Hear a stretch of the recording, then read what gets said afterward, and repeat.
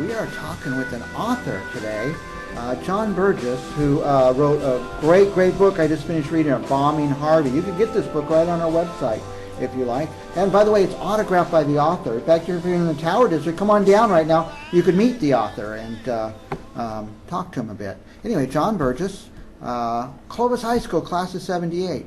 A lot of us around here. Can we see John? Is he here? Did he come? Did he come Yeah, here I am. There he is. Yeah, Clovis High. Yeah. Remember old Mr. Alfaro and Mr. Olson, any of those guys? Mr. Contini? Contini, I remember. And then who was the coach? DeLeo? Coach DeLito, yeah. I remember him The wrestling really coach. well, And yeah. you know, he went on to Fresno State and had a great career as a wrestling coach. Oh, there. did he? Yeah, it's really good. Good for him. They discontinued the program on him. It was really sad. But let's talk Clovis High now. Your dad, John Birges Sr., you called him Big John? Yeah. You didn't say, hey, Dad? You called him Big John? No, we always called him Big John. And he had a landscaping business, and one of his jobs was building Clovis High. He put all the landscaping in. Yeah. He did the landscaping, the sprinkler system, all the trees, the lawn, all that stuff. And you worked with who? The principal? Pete Mias, yeah. Dr. Mias, Pete Mias, who came back to Fresno, just retired as superintendent of schools for Fresno County. So we all know him. So your dad knew Pete Mias. Yeah, we met him before the project started, and that's kind of how we moved out to Clovis from Fresno. Now, as the story goes, your dad was in Hungary. He's Hungarian. Yes. And your mom, too? Yes, they're both Hungarian. And what happened? I know the story because I just read the book. I'm dying to tell it, but it'll be more interesting coming from you. Yeah, in World War II, the Hungarian or the Germans came in, and they forced everybody to either join the Luftwaffe or the Nazis or whatever. My dad became a fighter pilot. He's pretty young, I would imagine. Yeah, he was born in 23, so I would 17, 18, something like that. Yeah, I guess they probably didn't care, the Hitler Youth, But anyway, so he flew some missions. He got shot down. He wound up in a prison camp in Russia.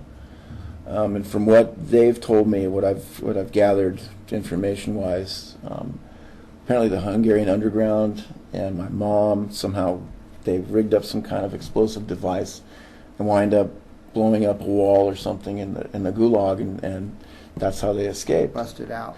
So my dad's, obviously a political, what do you want to call him? On the lam. Yeah. Running. Russians are probably still looking for him. Probably. So, but anyway, back in 1956, the Russians invaded Hungary to try to turn it into a communist country. Right. From what they said, they got onto they escaped to Austria, got onto a U.S. cargo plane, and wound up flying to America in New Jersey, where they first landed. And then I don't know how they migrated to here, but they first moved to Sanger, and then my dad got a job at PDM, Pittsburgh Desmo Line Steel. I don't know if they still in business. I don't. Doesn't ring a bell. Yeah, I think they were on Jensen Avenue, but he worked there for a while, and then they wound up buying a house in Fresno, right next to on Maroa Street, next to Barstow, and that's where I was born, and lived there till I was about, I think, 1966. Then 68, excuse me. That's when I guess the groundbreaking started at Clovis High. So they were out talking to Mr. Mias, and they saw a for sale sign at this 20-acre grape vineyard. Right on Fowler Avenue, right Exactly. up the street from Clovis High. Yeah, and the house is still there as far as I know. It's a little bit hidden in the back, but it's still there. So your little kid living over on Maroa and Barstow, I mean, the book doesn't paint a real happy picture of your childhood. Were there happy moments in the beginning out on Maroa? I don't know. My parents being European, I always kind of felt we were different. Just the culture was different. So I really didn't know what was happy or sad, but my parents argued a lot. My dad and my mom both drank, and there was arguments every night, and it just got worse and worse and worse. And your dad had he always been in landscaping, or was that something he got into? He was a meat cutter for a while, I guess. When he was a kid back in Europe, he was a butcher's assistant. But no, he was like I said, he was working for PDM, and then I think in 1963 he pulled a little trencher home and that was the beginning. He first started just putting lawn sprinklers in, in regular private residences, and then eventually things grew. And I think by 1966 he was one of the biggest contractors in California. He was doing a lot of government stuff, a lot of golf courses. All over the state. He landscaped the federal building, which is kind of ironic, Yes. But yeah, the landscape business took off really well. They did good, and eventually they bought a restaurant. I think it was 1970. And that was in Visalia? It was actually on Blackstone by Herndon. It was called the Villa Basque. Villa Basque. I do Yeah, not remember that. It was a family-style restaurant. Do you remember Coates Boats? They were right. That's a long time ago. Yeah. But yeah, that was pretty successful too. But now your dad was, can we say, a tyrant over the family? He was a tyrant in everything. I mean, the way he ran his business, Over his employees?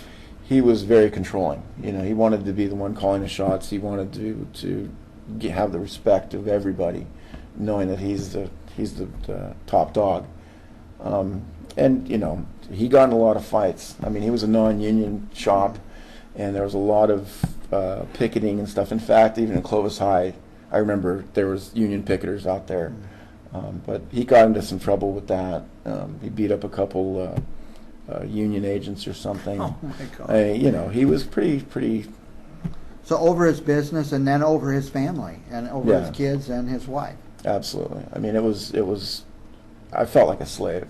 We were always either we were working in the landscape company, or on the farm, or in the restaurant, or pulling weeds, whatever. He just made sure we stayed busy. You're a tool of the trade. Yes. And I guess the nature, the relationship between your dad and mom got worse and worse, mostly because of his personality?